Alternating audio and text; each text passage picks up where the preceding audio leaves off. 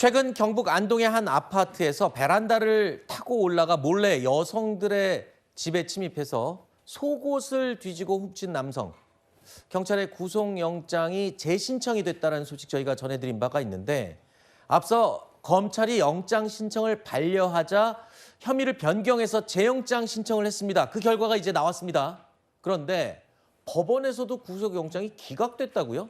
그렇습니다. 그러니까 검찰 단계에서 한 차례의 영장의 반려가 있었고 그리고 이 법원 단계까지 갔지만 결국에는 도주의 우려가 적다라는 이유로 최종적으로 영장 기각이 됐습니다.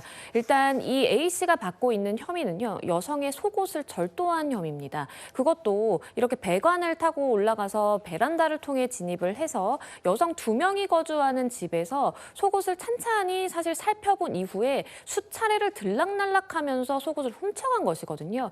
이게 어떠한 즉흥적인 범행이라든지 아니면 본인이 길을 가다가 갑자기 뭔가 즉흥적으로 일어난 것이 아니라 철저하게 저 집을 노리고 여성이 2명 산다라는 것도 알고 가서 저렇게 범행을 했는데 그런 점을 고려하더라도 증거인멸의 우려가 없다, 도주의 우려가 없다라는 이유로 법원은 영장을 기각했습니다. 문제는 저런 행위를 하는 범죄자들의 경우에 점점 더 범죄의 강도가 강해지고 스토킹의 이 정도가 더 심해져서 나중에는 생명을 위협할 수도 있다. 이게 전문가들의 분석입니다.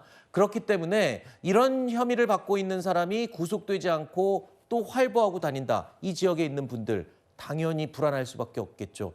피해 여성들은요 지금 극도의 불안감을 호소하고 있고요. 그야말로 평범한 일상을 모두 잃었다고 합니다.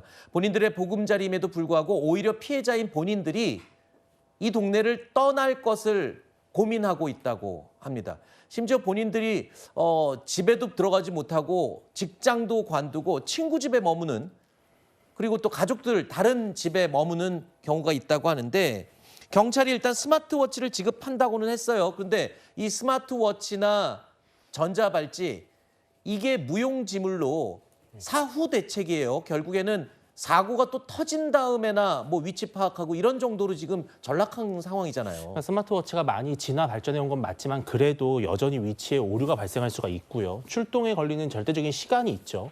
또 사실은 이런 게 있습니다. 이 범죄 가해자가 이 스마트워치를 노리고 더 위험한 범행을 저지를 수 있다는 거예요. 그러니까 위해를 저지를 수 있다는 거죠, 신체에. 그래서 저는 이보다 이제 아예 24시간 이 피해자로부터 적어도 이 가해자, 범죄자를 영구 격리하는 것이 맞는 것이죠. 네. 단순히 도주나 증거인멸의 우려가 없기 때문에 놔준다? 이것은 국민의 어떤 눈높이는 전혀 맞지 않은 것이고 네. 훨씬 더 피해자의 입장에서 좀 더 엄격하게 좀 다뤘으면 하는 마음입니다. 알겠습니다.